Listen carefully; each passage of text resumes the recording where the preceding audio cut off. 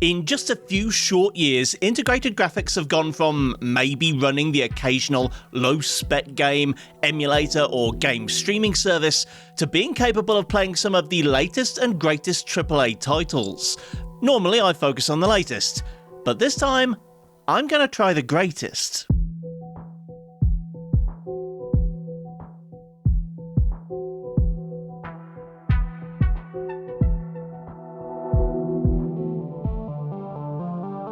We're in something of an iGPU renaissance. Intel and especially AMD are revolutionizing low-power integrated graphics, with models like the Arc XE and Radeon 780M enabling a whole new family of devices that can conceivably be called gaming PCs.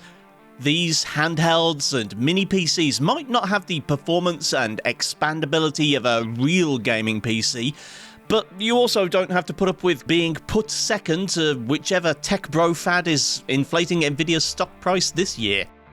But what exactly can you run on them? With the best will in the world, the gaming landscape of 2024 is not particularly low-spec friendly, and I think we're still a few generations away from an iGPU that will run Hellblade 2 without it looking like it's being censored. Recently I made a video showing that some of the best games ever made will run on even weak iGPUs, but they weren't exactly what you'd call prime AAA gaming experiences. This time I'm looking at the Metacritic charts once again, but focusing on games with a bit more graphical splendour. The machine I'm using for this test is the Geekom A8, which was provided by Geekom for this video free of charge. If you're interested in this specific PC, there'll be a review in the second half of the video. If you want to know how something like this performs in popular esports games and AAA titles from the 2020s, there will be a link to the review of the previous model at the end, and, spoiler for the review, there's not a whole lot between them. Oh, what's that? You don't think an iGPU can run Red Dead Redemption 2, one of the most stunning games of all time with incredible attention to detail and dozens if not hundreds of hours of content? Well, pardon me, but it bloody well can. And if you're thinking it would end up looking like a dog's dinner, well, actually getting to 60 FPS might end up looking a bit on the mushy side, but using the optimised settings recommended by Hardware Unboxed and a bit of quality FSR, you can actually get a pretty solid 30 plus most of the time. And if you're playing with controller, this should make for a playable, console-like experience. Baldur's Gate 3 rocketed to the top of the Metacritic charts last year, and while game reviewers don't quite command as much respect from gamers as perhaps they used to, it seems like the general public like it too. At the time of writing, BG3 is still among the most played games on Steam, which is pretty insane for a single-player RPG these days. I went with the high preset and FSR quality, which seems to be good for frame rates in the 30s and 40s, with the occasional stutter. You could even play without FSR, but that does occasionally result in less than smooth cutscenes.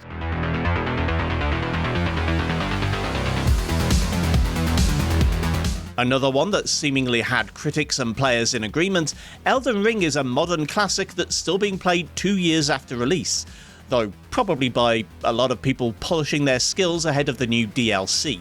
Surprisingly, if you can put up with a 30 to 40 FPS experience, you can actually run at 1080p high on this iGPU.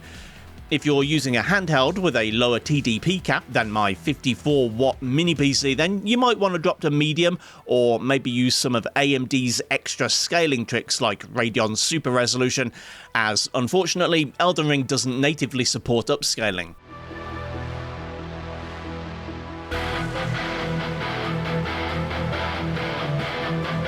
The Witcher 3 is one of the most influential games of the last 10 years. The current version of the game can be downgraded to the original previous gen version from within Steam, and if you want higher performance than what you see here, or if you're running on a mobile device, then that might be the safest option. However, I wanted to show off. This is the DX12 version of The Witcher 3, running at the medium preset with quality FSR, scoring over 30 FPS, and with only occasional dips below the 30 mark. Plus, I'm testing in Novigrad, one of the more demanding parts of the game, so it's probably going to be pretty solid at 30 FPS outside of the city.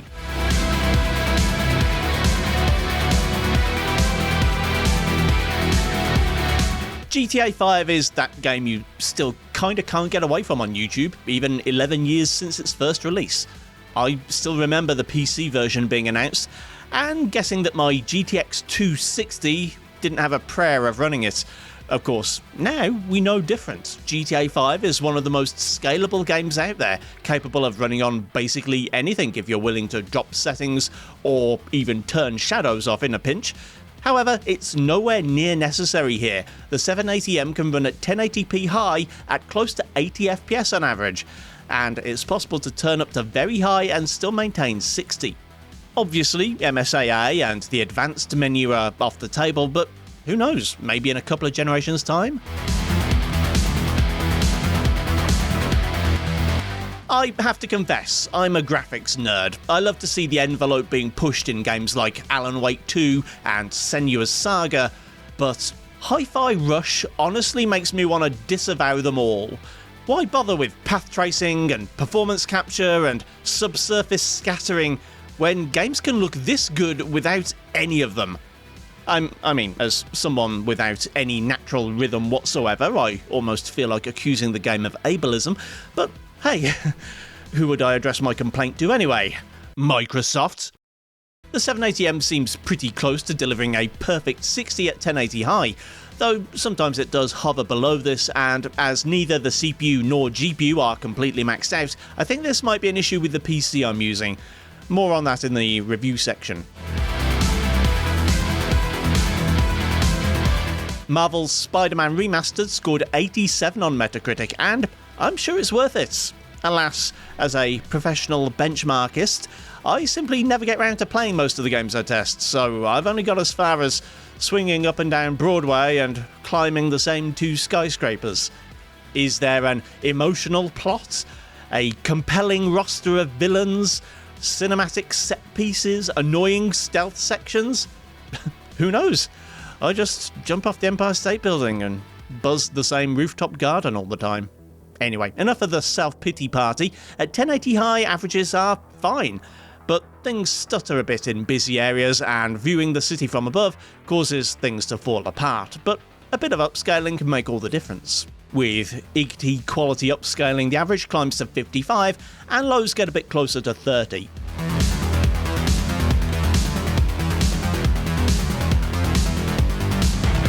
2016's Doom also fails to hit the 90 mark on Metacritic, which I can accept as a grown man who doesn't treat review scores as personal attacks. However, I think it's a worthy title, and one that's still fun to play 8 years later. It's also well within the capabilities of the Radeon 780M, and at 1080p, high settings. In Vulkan, I was able to stay above 60 FPS pretty consistently.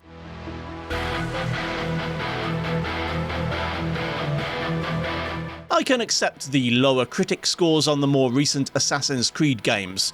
If Origins and Odyssey weren't set in historical eras I find interesting, I'd probably find them pretty bloated too. However, I'd still rather have 400 hours of side quests in ancient Egypt than bullshit Abstergo sections or nonsense about ancient aliens. The most salient criticism of Origins is that it was very hardware intensive for its day. And it remains so, and yet the 780M can still put off a decently playable result at 1080 high, though I did see a few stutters in the benchmark. I'm told that using DXVK can help with this, so perhaps Steam Deck owners and anyone using Chimera OS are getting the best iGPU experience here.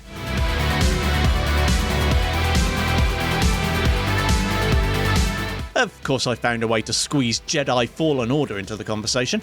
Sure, it's only just about beats an 8 out of 10 average, but it's my video and I'll test what I like, thank you very much. 1080 high averages close to 50 FPS, but like many of the games I've tested today, it would probably benefit from an FPS cap, either in the engine or using something like Riva Tuner, as the difference between the average and the minimums can be quite jarring to experience.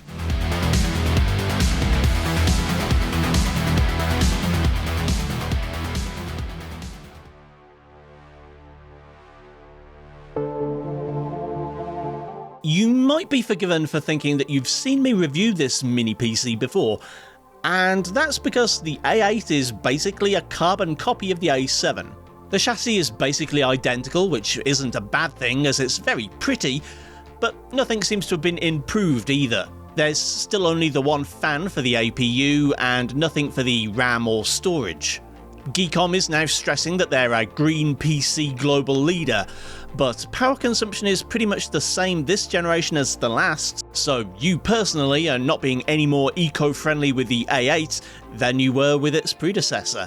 That older model, a few months older anyway, offered a choice of the two highest-end AMD 7000 series APUs, the Ryzen 7 7840HS or the Ryzen 9 7940HS.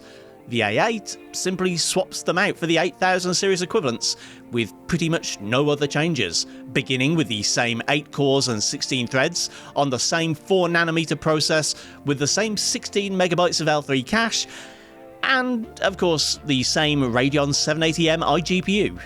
The only new thing about the 8000 series is the presence of an XDNA NPU, offering 16 TOPS of machine learning performance as opposed to the 10 TOPS of the previous model. This currently means nothing for gaming performance, and NPU benchmarks aren't really available for desktop PCs yet. But for a little context, Microsoft's Copilot is claimed to need 40 TOPS at a minimum. Even including the NPU, the 8945HS only produces 38 TOPS, which does put something of a damper on this processor for AI enthusiasts.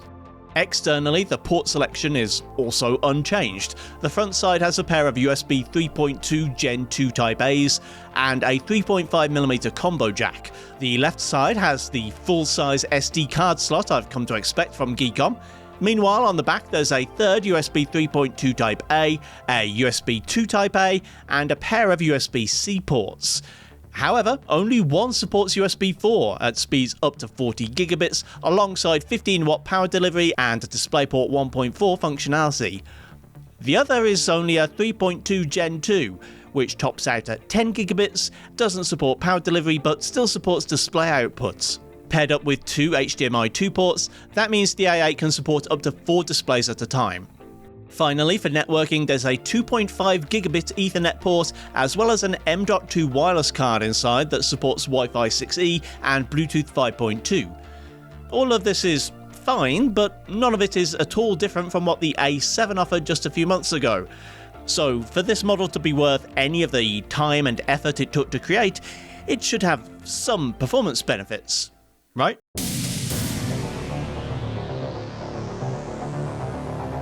When it comes to measuring performance, there's really not a lot in it between the Ryzen 9 8945HS and the 7940HS. Or the Ryzen 7s, come to think of it. In Cinebench R23, the single-thread score is nigh on identical to the old model, and the multi-core score is actually a few percent lower. The story is slightly improved in Geekbench 6, where the A8 beats the A7 by a few points on the multi-core score, making it the best mobile CPU I've tested so far, but only by the slimmest of margins. The A8 also leads the chart in the new Geekbench ML benchmark, but I should stress that this isn't down to the NPU. Geekbench has a test for NPUs, but it's currently only available in Android and iOS. Meanwhile, in the graphics test, the Vulkan score is a little lower on the A8, but actually a significant amount lower in OpenCL. I went back and retested the results to be certain, so this seems to be a disappointing drop for the latest gen AMD chip. Even more disappointing is 3D Mark. In my tests so far, the Intel Ultra series chips seem to have started to intrude into AMD's turf here, and as you might have come to expect by now, the 8945 offers the same, or actually slightly worse performance than its predecessor. So it does nothing to regain any lost ground here. On to productivity, and the Blender test is another loss for the A8, with the classroom render finishing 12 seconds slower than the A7. This is arguably within margin of error, and probably down to thermal throttling, because a PC with a Ryzen 7 from this generation is about 20 seconds faster. Finally, in DaVinci Resolve, the new Ryzen 9 wins across the board in H.264, H.265 and AV1 render times by a slim margin. Oh, and someone in the comments to one of my Intel videos asked me to do the same timeline test on Ryzen, and I can confirm AV1 is still a joy to work with. Playback in all three formats is relatively smooth, but scrubbing across an AV1 clip is even smoother than H.264, and H.265 doesn't even compare. So if you can capture or transcode all your footage into this relatively new format, you'll have a much more pleasant time editing videos. Both this generation and the previous generation of Ryzen APUs can encode AV1 as well as decode it, and while I've heard AMD's AV1 capture is poorer quality than Intel or Nvidia, I can't really confirm that as I haven't tested them side by side yet. Maybe one day.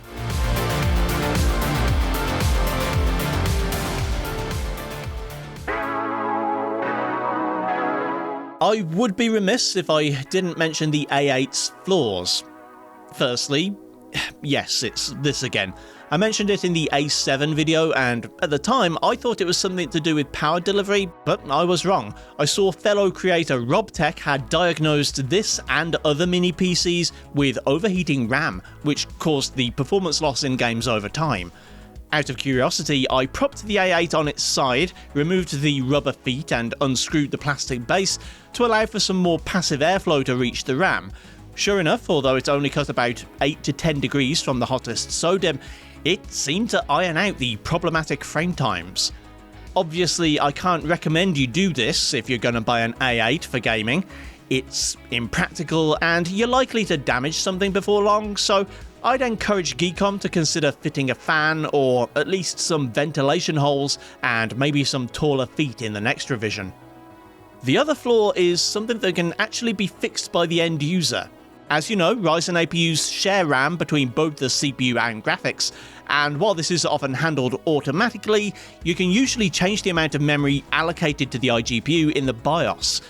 Geekom's BIOS has no such controls, so it's basically left up to the drivers, which, out of the box, do not allocate more than a few hundred megabytes. This normally doesn't matter. Games will use system RAM when they run out of VRAM, and as they're the same thing in this case, it shouldn't make a difference. Except, in some cases it does. Jedi Fallen Order in particular had major image quality problems, suggesting it was only using that tiny pool of allocated VRAM for graphics.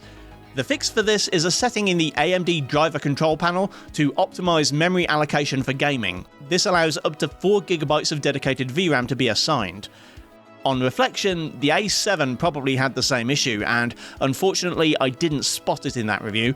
I have already fed this back to Geekom. I don't know if they can or will do anything about it at this time, but if you want to game on a Geekom with a Ryzen APU, you need to be aware of this.